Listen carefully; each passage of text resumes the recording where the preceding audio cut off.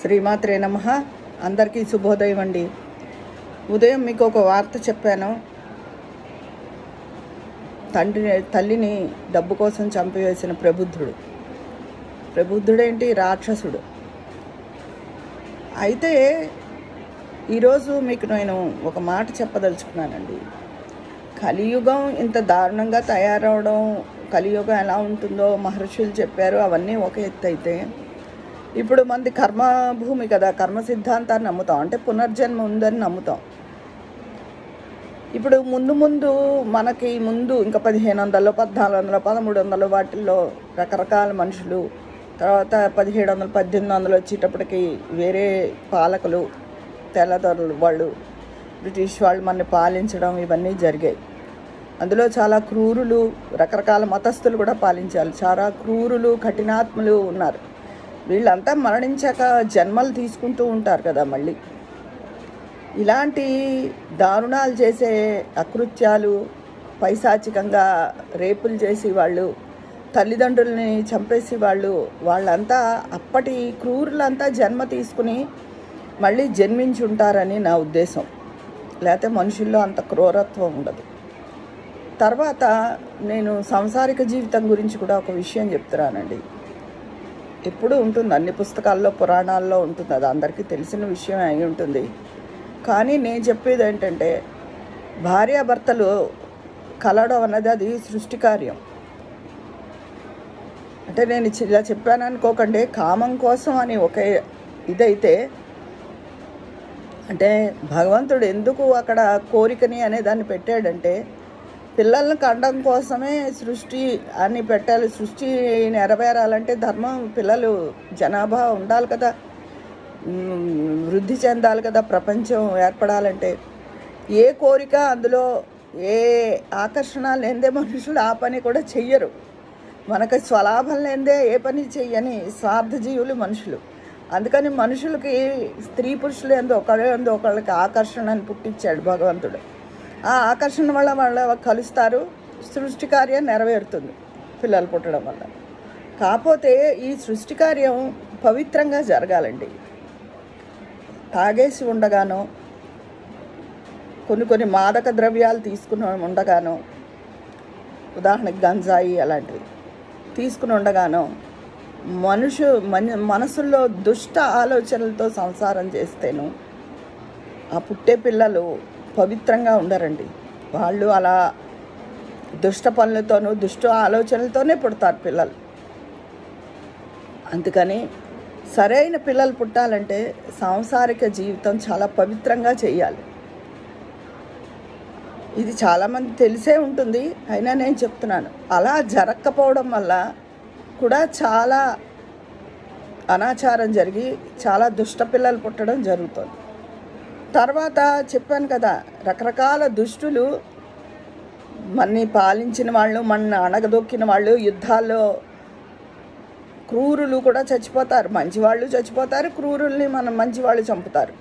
ఆ క్రూరులు తిరిగి జన్మలను తీసుకుంటూ, ఇంకా వాళ్ళలో ఆ రాక్షసాంశాలు పోవు, మామూలుగా మనుషులు రూపంలో పుడతారు. ఆ దుష్టత్వం అంతా ఉంటుందన్నమాట. ఆ రాచరికపు దుష్టత్వం అలాంటివన్నీ. అంటే రాజుల్లో అందరూ దుష్టులు అని కాదు, దుష్టులు ఉన్న వాళ్ళు, వాళ్ళ వల్ల ఇలాంటి వాళ్ళు పుడుతూ ఉంటారు, అలాంటి జన్మలు తీసుకోవడం వల్ల. అందుకని చెప్పి ఇలాంటి అకృత్యాలు అన్నీ కూడా జరగడానికి కారణం అవుతుంది. లేకపోతే తల్లి ఎంతకాలం డబ్బు పంపుతుంది, పంపపోతే డబ్బు నువ్వు సంపాదించుకోలేవా, కష్టపడలేవా, రిక్షా లాగచ్చు, ఆటో లాగచ్చు, కూలి పని చేయొచ్చు, బోళ్ళు తాపి పనులు అలాంటి పనులు చేసుకుంటూ ఉంటే రోజుకు 700 నుంచి 1000 రూపాయలు తీసుకుంటున్నారు. టైమింగ్స్ మళ్ళీ వాటికి, ఆదివారం రారు. అలాంటి పనులకు వెళ్ళొచ్చే. నువ్వు ఏం చేయకుండా తల్లిదండ్రులని డబ్బు పంపమంటే ఎక్కడ పంపుతారు? అసలు కొడుక్కి డబ్బు విలువ ఎప్పుడు తెలుస్తుందో తెలుసా అండి? తల్లిదండ్రులు డబ్బు పంపుతున్నంతకాలం కాదుట, తిరిగి అదే తండ్రికి ఈ కొడుకు డబ్బు పంపవలసి వస్తే నెల ఆ రోజున డబ్బు విలువ తెలుస్తుందిట కొడుక్కి. అది ఎప్పటి నుంచో పెద్దవాళ్ళు చెప్పిన మాట. ఇప్పుడు ఇది వరకు పూర్వం 4, 5, 6 డజన్ మంది, 8 మంది, 10 మంది పిల్లలు ఉన్న రోజుల్లో ఎవరు పెద్ద పంపేవారు కాదు ఇలాగా. ఇప్పుడు తక్కువ మంది పిల్లలు అయిపోయి పిల్లల మీద మమకారం ప్రేమని పెంచుకుని అయ్యో వాడు ఏమి ఇబ్బంది పడుతున్నాడో వాళ్ళు ఏం అవస్థ పడుతున్నారో అని చెప్పి పిల్లలకి డబ్బు పంపడం ఒక రకంగా తల్లిదండ్రులే అలవాటు చేశారు.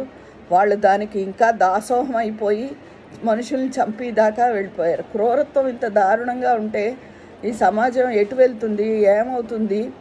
ఇంత డబ్బు పిచ్చి, డబ్బు కాంక్ష, వాడిని చూసి వీడు, ఒకళ్ళ ఫోన్లు చూసి ఒకళ్ళు, ఈ ఇన్స్టాగ్రామ్లు ఇలాంటివన్నీ ఫేస్బుక్లు వచ్చాక చిన్నప్పుడు చదువుకున్న స్నేహితులు కొంతమంది ఎక్కువ వృద్ధిలోకి వస్తారు, కొంతమంది సామాన్యంగా ఉండిపోతారు. అది ఎప్పుడూ జరిగేదే ప్రక్రియ. సృష్టిలో ఎప్పుడూ కొంతమంది ఎక్కువ స్థితిలోకి వెళ్తారు, కొంతమంది సమానంగా ఉంటారు, కొంతమంది మరీ తక్కువగా ఉంటారు. కానీ ఈ ఫోన్ అనేది మాత్రం ప్రతివాడి చేతిలోనూ ఉంటుంది. కటిక బీదవాడి నుంచి పెద్ద స్థితిలో ఉన్నవాడికి వాడి చేతిలో నాటి 50,000 ఫోన్ కొనుక్కోవాలని దొంగతనాలకు పాల్పడ్డాం. 50,000 అన్నది మినిమం అయిపోయింది. ఫోను 40,000 ఆ రేంజ్కి వాడు ఏ పొజిషన్లో ఉన్నా సరే ఉండి నువ్వు కొనుక్కో, తప్పులేదు.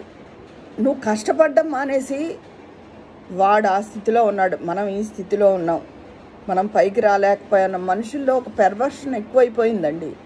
నన్ను అడిగితే ఇన్స్టాగ్రామ్లు, ఫేస్బుక్లు ఇవన్నీ అసలు బ్యాన్ చేసేయాలి. ప్రపంచం అంతా మన కళ్ళ ముందే ఉంది, చూస్తున్నాం. కానీ చాలా దానివల్ల ఎన్ని నష్టాలు జరుగుతున్నాయి. ఫోన్ అంటే ఇదివరకు ల్యాండ్లైన్ లాగా అవుట్కమింగ్ ఇన్కమింగే ఉండాలి. ఒక వ్యక్తి సమాచారం తెలుసుకుందుకు మాత్రమే ఫోన్ ఉండాలి అని అనిపిస్తోంది. ఈ వాట్సాప్లు, యూట్యూబ్లు, ఫేస్బుక్లు, ఇన్స్టాగ్రామ్లు వీటి వల్ల యువత చాలా పాడైపోతోంది కూడా. ఆడపిల్లలు పడే బాధ ఆడపిల్లలు పడుతున్నారు వంతులతో. అయ్యో వాళ్ళు అంత ఇదిలో ఉన్నారు, మనం ఏం లేవు, మనం అలా లేవు. మగపిల్లలు అలా. దానివల్ల దుష్టత్వం ఎక్కువైపోయి రకరకాల దుశ్చర్యలకు పాల్పడుతున్నారు. వస్తువుల కోసమైతే వేటి కోసమైనా. చూసారా, తల్లినే చంపేశాడంటే ఆ మధ్య ఆస్తి కోసం చంపేశాడు, ఇంకోటి ట్రాక్టర్ పెట్టి గుద్దేశాడు. అంతే, వీళ్ళకి డబ్బే, ఇంకా మనుషులు ముఖ్యం లేదు. నీకు ఎలాంటి దిక్కుమాలని చావు వచ్చి చస్తుందో అదే ఆలోచించుకు చావు. ఈరోజు ఎవరినో చంపేయడం కాదు, చంపేసావు నువ్వు తర్వాత జైలు కటకటాల్లోనే పడి ఏడుస్తావుగా. పలుకుబడి ఉన్నవాడైతే అలాగో అలా బయటకు వచ్చి ఏడుస్తున్నాడు. ఆ మధ్య ఒక అమ్మాయి చనిపోయిన కేసులో ఇరుక్కున్న అత్తగారు చాలా హెరాస్ చేసి మొగుడు బయటకు వచ్చేసారు. బెయిల్ ద్వారా ప్రస్తుతం బయట హాయిగా తిరుగుతున్నారు. అలా మెల్లిమెల్లిగా ఎప్పుడో ఇదవుతుంది. ఆ కేసులు ఏమి తేలిన కేసులు కాదు, వాళ్ళకేమి శిక్షలు పడిపోయావు అలాగా. కానీ ప్రస్తుతం పోయేవాళ్ళు పోతున్నారు. ఈ చట్టం అంటే భయం లేకపోవడం వల్ల కూడా చాలా దారుణమైన పనులు చేస్తున్నారండి. అకృత్యాలు, అఘాయిత్యాలు కాకుండా తల్లిదండ్రులను చంపేయడాలు. అసలు ఆస్తి ఏమీ ఉండకూడదేమో, ఆస్తులు పెన్షన్లు ఉన్నా చంపేస్తున్నారు, ఆస్తులు ఉన్నా చంపేస్తున్నారు. ముసలి వాళ్ళకి భద్రత అనేది ఉండడం లేదు. భద్రతగా జాగ్రత్తగా కళ్ళల్లో ఒత్తులేసుకుని చూసే ముసలి వాళ్ళకేమో చాదస్తాలు ఎక్కువ, ఇగో ప్రాబ్లంలు ఎక్కువగాను ఉంటున్నాయి.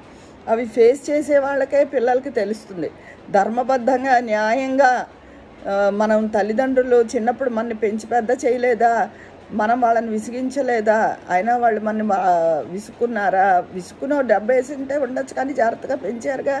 అలాగే వాళ్ళు ముసలాళ్ళు అయినప్పుడు మనం ఆసరా అవ్వాలి అని జాగ్రత్తగా చూస్తున్న తల్లిదండ్రులకి విలువ తెలియడం లేదు. పెద్దవాళ్ళకు కూడా నేను ఇలా అన్నానని వేరే విధంగా అనుకోకండి. వాళ్ళకి నా దగ్గర డబ్బు ఉంది కాబట్టి చూస్తున్నారు, నా పెన్షన్ వస్తుంది కాబట్టి చూస్తున్నారు అని ఈగోకి వెళ్తున్నారు. ఈ రోజుల్లో డబ్బుని ఎవరు లెక్క చేస్తున్నారండి? డబ్బు ఎలాగైనా వస్తుంది, మన ఒళ్ళు కరిగిపోతుంది కదా, ఓపిక కరిగిపోతుంది కదా, మనం గుమ్మం లేకుండా ముసలాళ్ళని ఎలా కాస్తూ చూసుకుంటాం. అలా ఎవరి స్వార్థం వాళ్ళు ఆలోచిస్తున్నారు తప్ప అయ్యో పెద్దవాళ్ళు మన అమ్మని జాగ్రత్తగా చూడాలి, మన నాన్నని జాగ్రత్తగా చూడాలి అని ఆలోచిస్తున్నారు. అది ముసలి వాళ్ళకి తెలియట్లే. రోజులు బాగా జరుగుతున్న ముసలి వాళ్ళకి ఇగో ప్రాబ్లం, జరగని వాళ్ళు ఇలా అన్యాయంగా ఇదైపోతున్నారు, ఆహుతైపోతున్నారు. ఇది చాలా దారుణమైన విషయం అండి. అందరూ ఆలోచించవలసిన విషయం.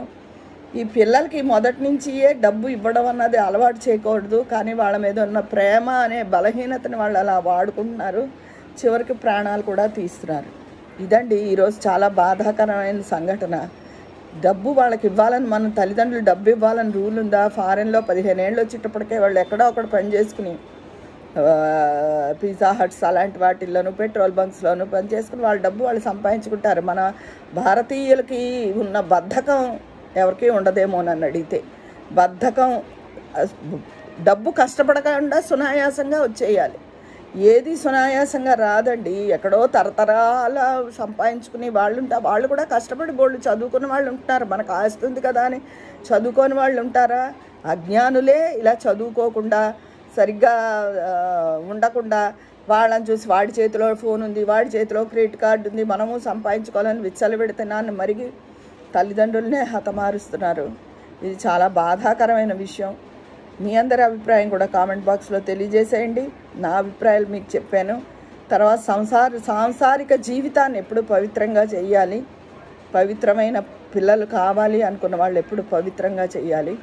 మాదక ద్రవ్యాలు తీసుకుని అలా ఉండకూడదు. అది నేను చెప్పింది కాదు, ఋషులు వాళ్ళు చెప్పిందే నేను చెప్తున్నాను. ఇదండి ఈరోజు టాపిక్. కామెంట్ రూపంలో మీ అభిప్రాయాలు తెలియజేసిస్తారు కదా, అక్కడ మాట్లాడుకుందామా మరి. ఉంటాను. మీ స్నేహితురాలు విజయ పన్నాల.